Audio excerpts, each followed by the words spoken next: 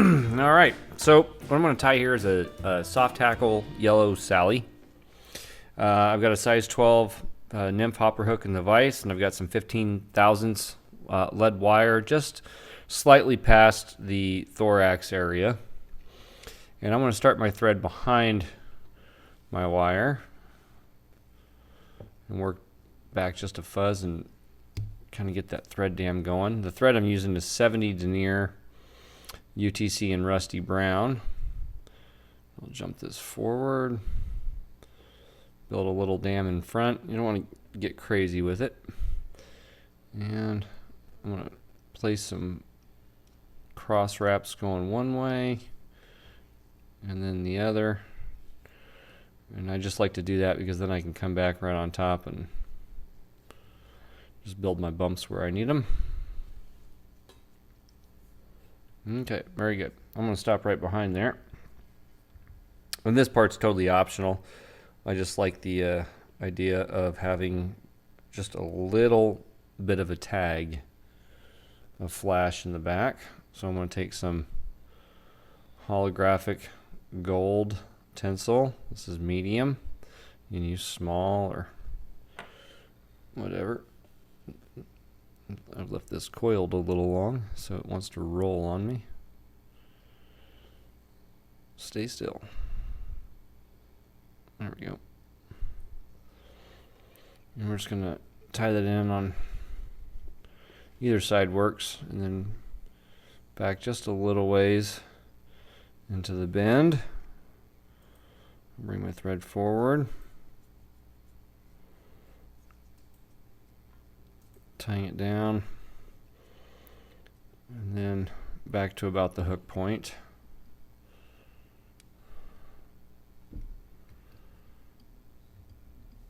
And we don't need a whole lot here, just a little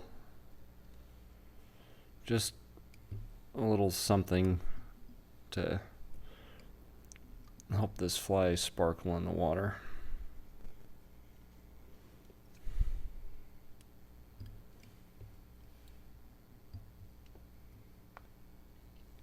Okay. And we'll just tie that in going forward.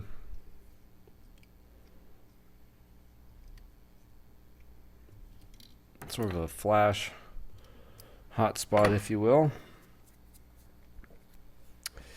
Next, we're going to add our wire, and what I'm using is brassy size amber from UTC.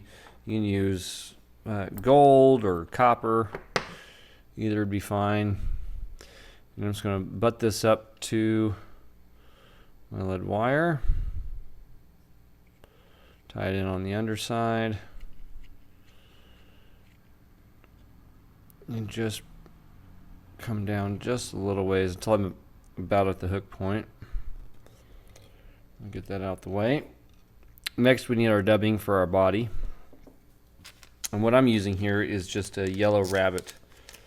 You can use whatever is convenient for you. With the lead, it won't matter too much. You could use dry fly dubbing if you need to. But we're going to go with the bright yellow. And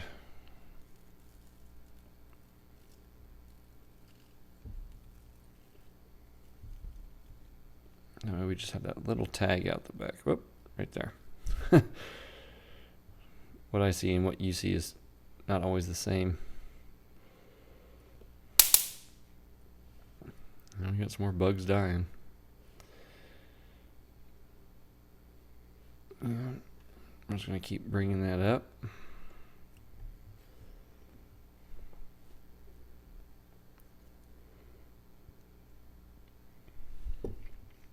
It's a good pattern for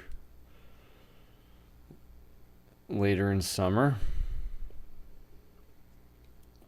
You don't actually have to add the wire underneath if you don't want. You could put a bead on this and work just fine.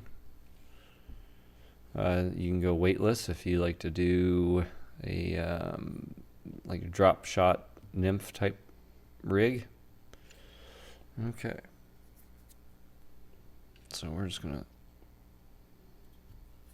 Tie that all down right there. Excuse me. So next what we need to do is add a tail, and you can add really whatever you like here. We're going to use some biots. Typically what you're going to find on a yellow Sally is like a darker brown color of biot. I'm actually out of brown biot, so I'm going to use ginger, and I'll color the back. Sorry, I'm just lining these up. And what we want is for our tail to be about half of the abdomen on this fly. So I'll kind of cross them over just a little bit and put them on top. And I'll tie them in loosely, just so that I can see if they're out back and how far they are, size them up. And then what I'll do is I'll put a couple of wraps in front, just so I can trim these off a little easier. And just get them where you want them. You want them kind of coming off the back, and I totally lined them up there, which I don't want. I want these kind of coming off in a similar fashion to a Prince Nymph. This part can be a little finicky because we're going to use that wire to keep them down in place.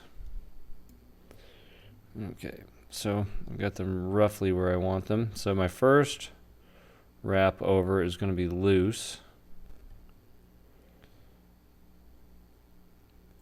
And you may need to come around again on another turn. Get the wire wraps where you want them before we start to split them, and just kind of leave it all a little loose.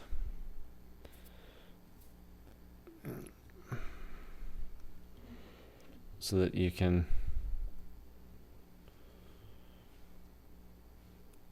leave the tails open, because we want 2 tails and not 1.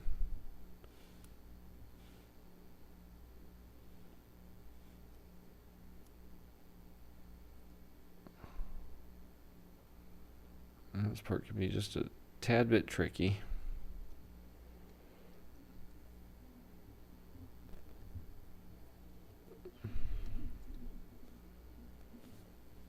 Okay. Now I can come in with my bodkin and separate them if I need to. It's a little bit harder to do with all this crap in my way. There we go. There we go. Something like that'll work. Now once you have that, you can just gently add pressure to your wire as we come forward.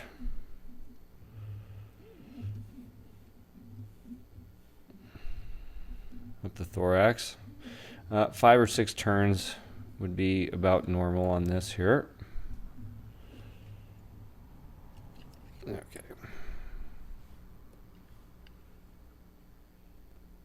And we'll tie that off. Put a few wraps in front. And you can helicopter this off or get your wire scissors and trim. And don't forget to take out this part of your biot.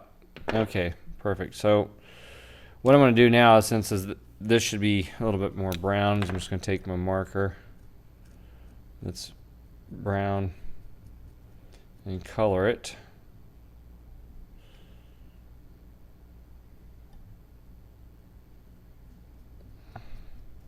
If you have brown biots, then you can do that. I just ran out. That's all there is to it. So you gotta make adjustments where necessary, I suppose.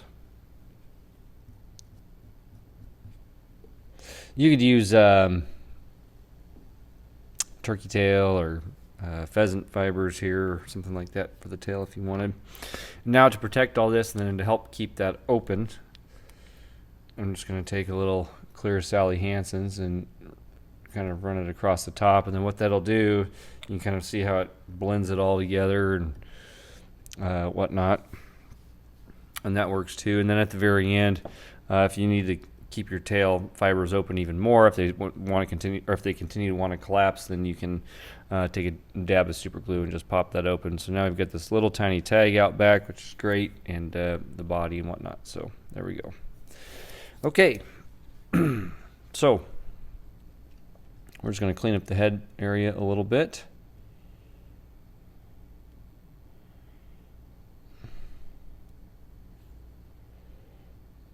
And make sure everything's where you want it. We're going to come back into the thorax just a touch. Oh, wire keeps moving forward on me. There we go. Oh. There we go. Okay, now we need a thorax. You can use dark brown dubbing. I'm going to actually use some Austrichurl in dark brown. I'm going to take 4 strands. I'm going to line the butt ends up like so. We don't need to get crazy here, but we want a decent little, there we go, just a decent little thorax. And we'll just tie these in. And I'm also going to add a quick dubbing loop and bring my thread forward. And now you can snip that out, or you can place them together. I'm just going to place it all together, and I'm going to spin it up so that my dubbing loop is combining with my hurl. It's called core twisting. And that way it really helps lock all that stuff in place. And it'll make your fly last a little longer. Okay.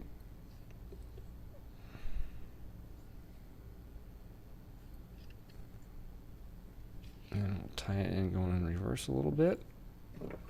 Trim everything out. And we've got our thorax. Just kind of clean everything up a little bit. And next for the soft hackle, you can use a ton of material here. You could use a partridge, you could use ringneck pheasant. I'm going to actually use some quail, just because it's blonde quail, and just because I really just kind of like the look of it. On this particular fly, I had a friend of mine give me a bunch of quail. Love the color schemes on the quail.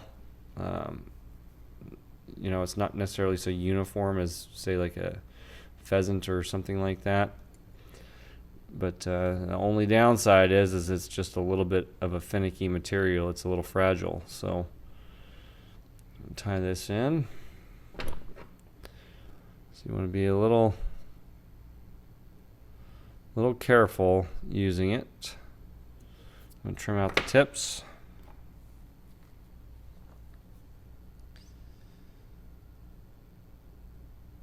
But it doubles over nicely.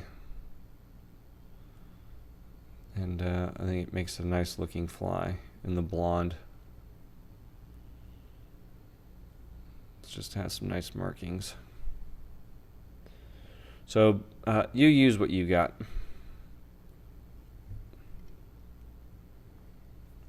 And I'm just looking to get a few turns in here. Nothing crazy.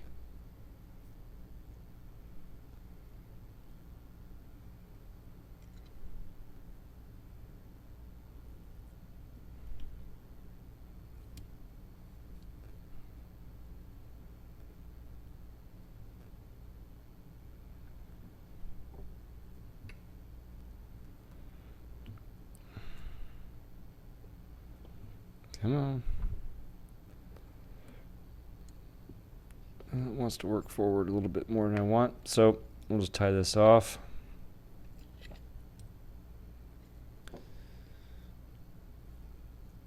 Move our hackle plier. Draw everything to the back.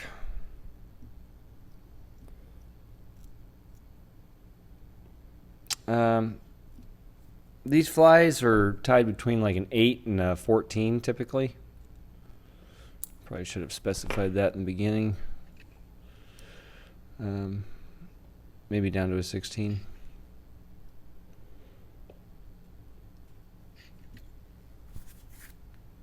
Okay.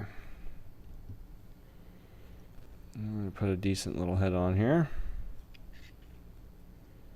Just to cover everything up. If you're using flat thread, don't be afraid to twist it up. And but that's really all there is to tying one of these. You don't have to have a perfect head. This is a fishing fly, not a showboat fly. Although you could make it a showboat fly, just like any fly if you really wanted to. All right. I'm gonna go ahead and whip finish this thing.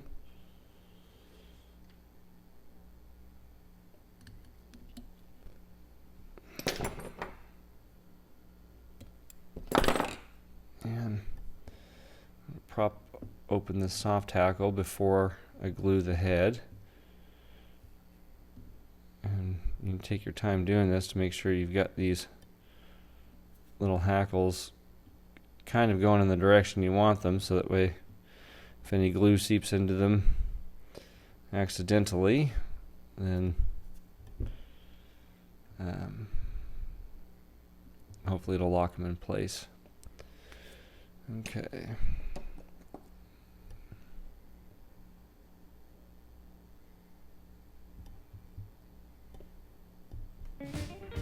And you could put like a little hot spot head on here if you wanted to, like in a bright orange or something like that. That'd look pretty cool. Alright, now my tail's collapsed just a little bit, and I want this to stay open. So you can use some UV resin there if you want. I'm just going to take some super glue and run it right between the two, just because it dries a little faster. It doesn't sit on top and everything like the UV resin does. And kind of open them up to where you want them, just like so. If you liked the video, always appreciate a thumbs up, like, subscribe, and share. And check us out over at Fly Time for Beginners on Facebook. We do all kinds of fun stuff over there. Answer the questions and you're in. And other than that, everybody, as always, happy tying. Take care.